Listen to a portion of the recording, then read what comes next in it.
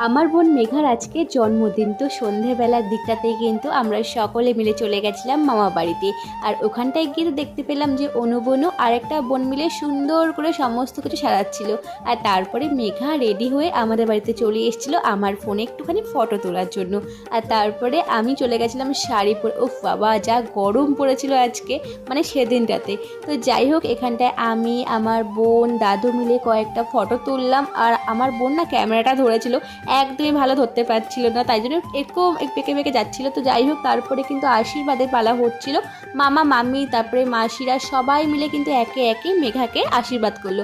আর এখানটায় দেখো টাকা পেয়ে কি খুশি, আর ও কিন্তু গান করছিল পয়সা। তো যাই হোক, এখানটায় মা এখন আশীর্বাদ করলো মেঘাকে, তারপরে অনুকেও কিন্তু টাকা দিয়ে দিয়েছিল, সরি।